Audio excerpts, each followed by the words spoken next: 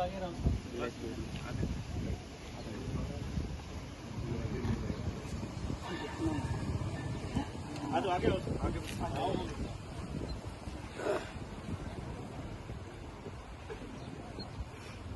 उसकी कमी का जिम्मेदार आवाज दो, आवाज दो, आवाज दो, आवाज दो, आवाज दो, आवाज दो,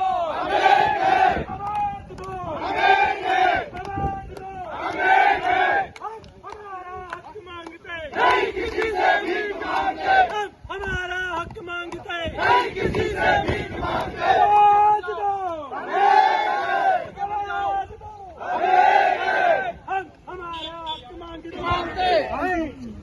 पिछले काफी समय से वोकेशनल शिक्षक जिन्हें हम व्यावसायिक शिक्षक कहते हैं, वो राजस्थान के अंदर लगभग 2800 के आसपास है। अभी और एक नई भर्ती हुई, उनको रिजॉइनिंग नहीं दी गई, और जो पहले बीटी काम कर रहे हैं उनका लगभग 15-15 महीने से जो वेतन है वो बाकी है। और कई बार सीएम साहब को भी इसके बारे में अवगत कराया, हमने शहीद स्मारक से भी जो है धरना दिया, लेकिन इसके बारे में कोई संज्ञान नहीं लिया जाता। आज ये पीड़ित और शोषित जो वर्ग है यहाँ तक पहुंचा और सब पीड़ित है, इनको देखकर मेरी आंखों में आंसू आ रहे हैं, लेकिन सरकार को कोई दया नहीं है। मोनू चौधरी। नहीं किसी से भीख मांगते, हमारा हक मांगते नहीं किसी से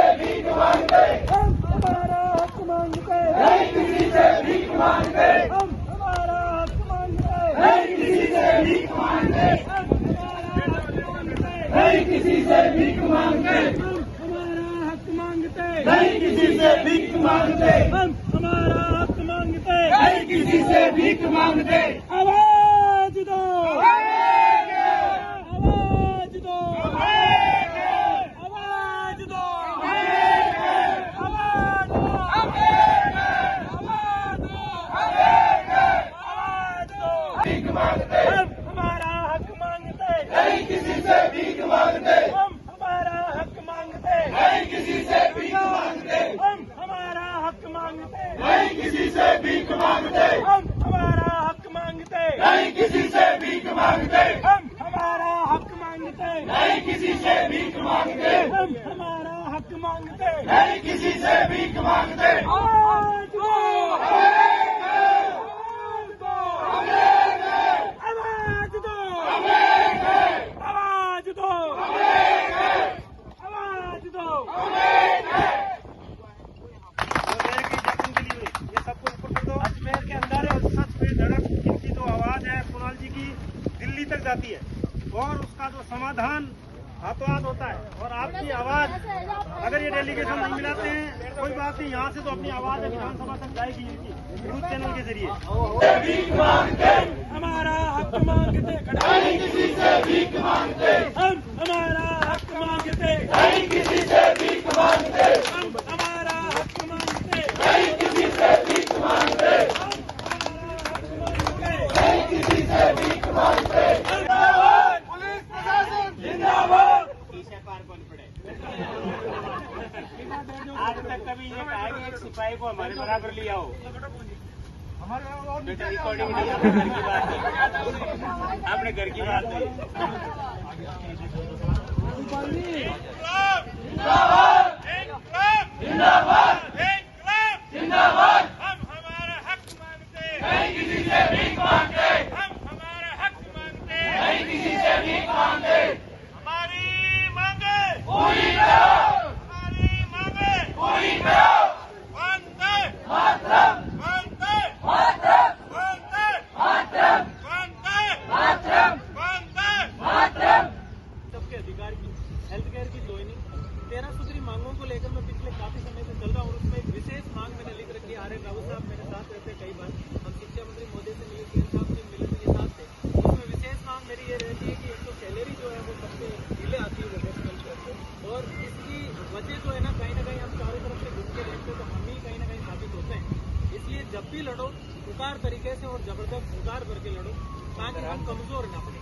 आज ये संख्या बल देख के लगता है कि हम इतने नहीं है, इससे कई गुना ज्यादा, लेकिन हर व्यक्ति को लगता है कि कोई जाएगा वहाँ जाके आ जाएंगे, रघुपाल सर जाएंगे वहाँ जाके बात कर लेंगे, हमें हमारा अधिकार मिल जाएगा।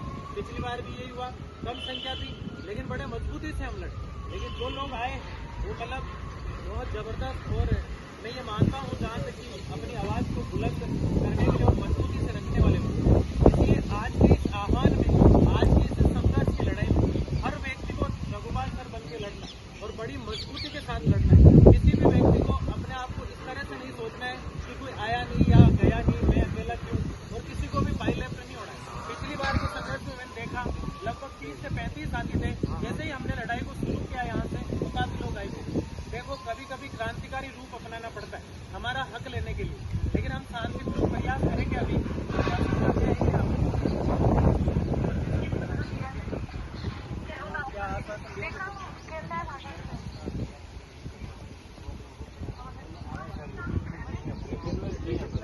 से निवेदन करूंगा कि आए और हमारे को अपने बातों से लाभान्वित करावे। श्रीमान मोनू चौधरी। पहले तो सबका तहे दिल से शुक्रिया, सबने अपना कीमती समय निकाला और इस लड़ाई को मजबूती से लड़ने के लिए यहाँ पहुंचे। पहले मैं वोकेशनल मैं वैसे ये कहता हूँ कि सबसे ज़्यादा शिक्षित वोकेशनल और सबसे ज़्यादा आज के समय में पीड़ित होते हैं। इतना शिक्षित होने के बावजूद भी आज अगर वोकेशनल टीचर पीड़ित है, किसी भी जंग को और किसी भी अपने हक की लड़ाई को जीतने के लिए सबसे बड़ी हमें जो नीड होती है वो होती है यूनिटी एंड डिसिप्लिन, यानी एकता और अनुशासन से हम जो कुछ करना चाहे, जो हासिल करना चाहते हैं वो कर सकते हैं। लगभग 1 साल पहले की बात है, इसी जगह एक धरना हो रहा था, वोकेशनल साथियों का था और हेल्थ केयर की जोइनिंग को लेकर था। दरअसल अभी वर्तमान में जो सरकार जिस प्रकार से काम कर रही है वो एक एक डिपार्टमेंट को डिलीट करने का काम कर रही है। जैसे हमारे ही डिपार्टमेंट को हेल्थ केयर को जो है जैसे एक प्रकार से डिलीट ही कर दिया, उसके बारे में कोई भी संज्ञान नहीं लिया। और ये धरना जैसे रघुपाल जी सर बता रहे थे, स्वामी विवेकानंद शिक्षक अकेडमी से हमारे साथ जो साथी वो भी बता रहे थे, अलग अलग अध्यक्ष मोदी बता रहे थे कि सबकी लड़ाई और इसके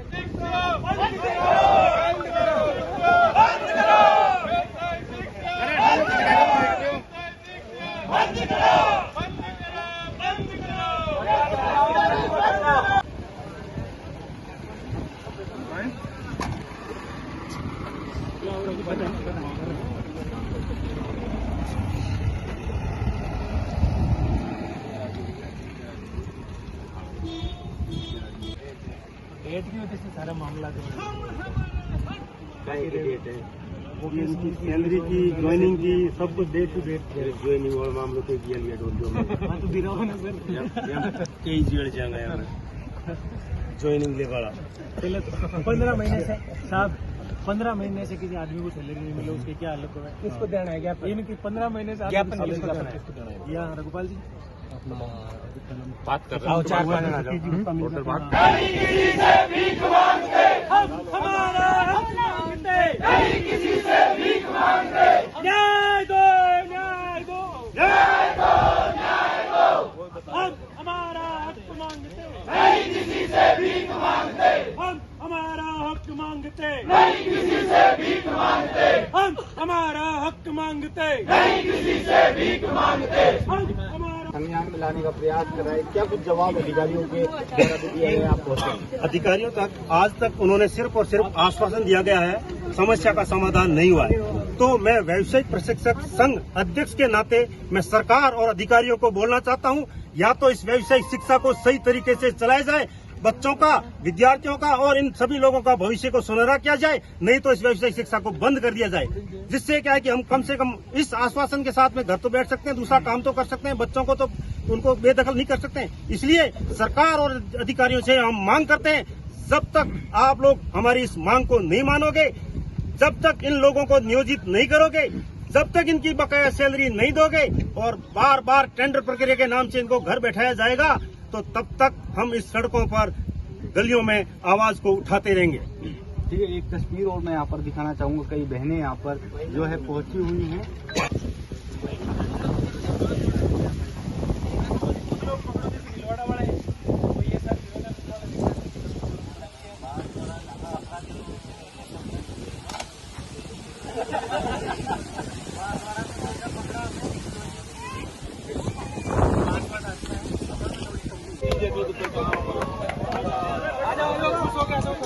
आ जाओ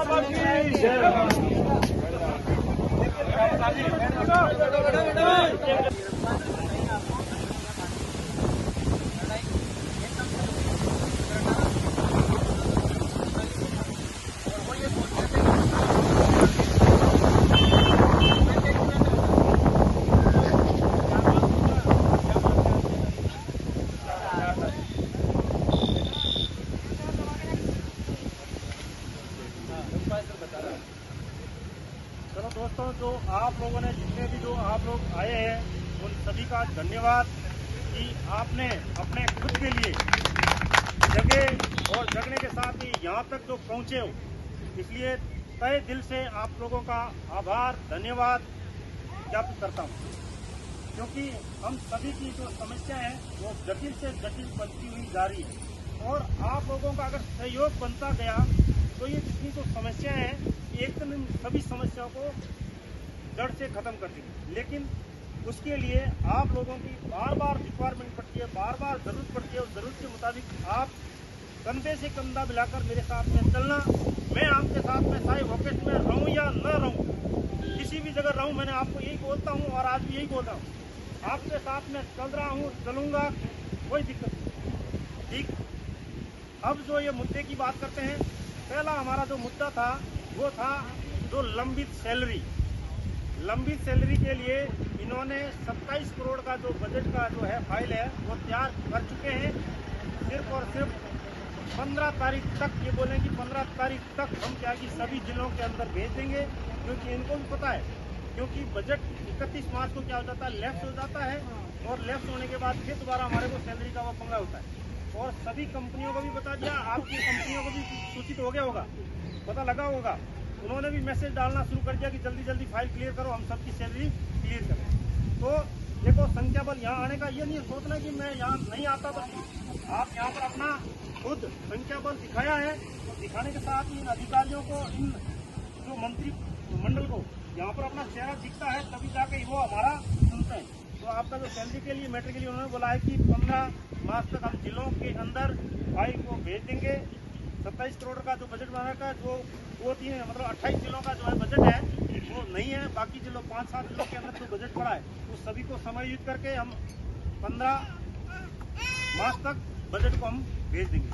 दूसरा जो सर, लेकिन क्या हर साल मार्च का वेट करना पड़ेगा कि बजट नहीं ऐसा है, मतलब इसके अंदर क्या होता है कि बजट केंद्र सरकार से आता है और ये क्या करते हैं, एक्चुअल में बाकी राज्यों में क्या होता है कि राज्य सरकार इसको बैन करती है, लेकिन यहाँ पर क्या होता है केंद्र सरकार से लेकर और बाद में इसको करती है।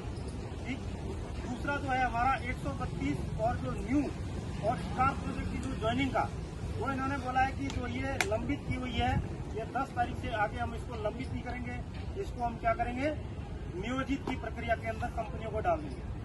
इन्होंने कंपनियों को भी डाल दिया कि कंपनियों ने बोला कि हमारे पास अभी तक कैंडिडेट इतने नहीं हो पाए हैं, तो हमने सीधा बोला कि नए कैंडिडेट की अगर बोल रहे हो तो पुराना आने वाले समय के अंदर ऐसा न हो कि नए वालों के लिए पुराने वालों को घर बैठाया जाए। तो उन्होंने बोला कि आगे इससे हम ये करेंगे। तो इनके लिए बोला कि 10 तारीख को हम नियोजित की प्रक्रिया के अंदर डाल देंगे, इनको स्कूलों के अंदर नियोजित किया जाए। अगला था हमारा जो हेल्थ केयर का, तो हेल्थ केयर का जो मैटर था इसको इन्होंने बोला हम 20 तक कर देंगे, लेकिन लास्ट तारीख है हमारी आपको 25 तारीख तक हेल्थ केयर के सभी वीडियो को हम वर्क ऑर्डर जारी करेंगे। इसका 10 तारीख को ही आएगा, नियोजित का आएगा। अभी जो लेटर क्या है, लंबित का, अभी लंबित का आएगा नियोजित। मैंने कहा देखो सबसे बड़ी समस्या घर बिठा सकते हैं। एक चीज बताओ, आप 6 महीने के लिए घर बिठा सकते, दूसरी नौकरी ज्वाइन करोगे, साल दूसरी नौकरी ज्वाइन कर ले, 6 महीने से नहीं सर, 2 साल से। सबसे बड़ी बात है याद आता है प्रिंसिपल 2007 तक वहीं कर देता है इंसान को कहीं का, और उसमें दिखाते हैं व्यवसाय शिक्षा में इतना खर्च हुआ, इतना खर्च हुआ, इतना खर्च हुआ। ऐसा मोन सर नाउ जी को लेखो जो तुम्हारा से तो लेना देना नहीं, लोग जो आगे भेजा था वो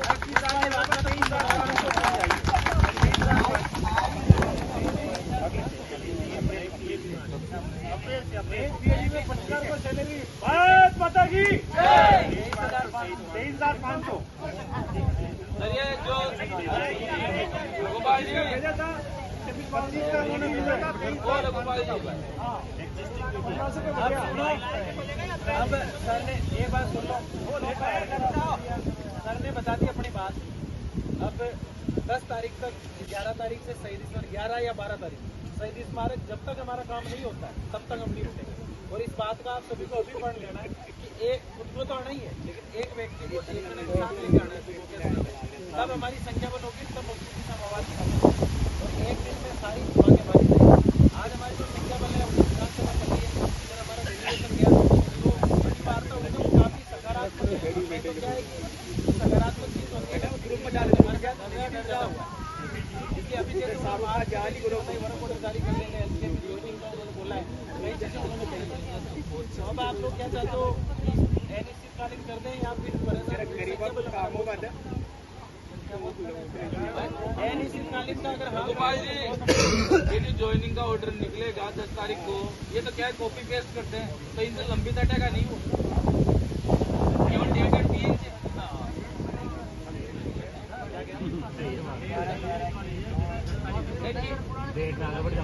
भाई किससे मिल के आए हो आप? नाम तो बताओ, बोल रहे थे पेटी गोली दे के भेज देते हैं, दोबारा इतने भी नहीं आएंगे अगली बार। क्या बहुत अच्छी है, इनसे बीच में आके जाएंगे, बुलाया मैडम ने।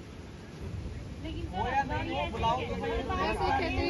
अगर आपने क्योंकि हमको पता है हमारी नस्ल हमारी व्यवस्था उनको पता है कि ये दिलाएंगे तो पार नहीं है।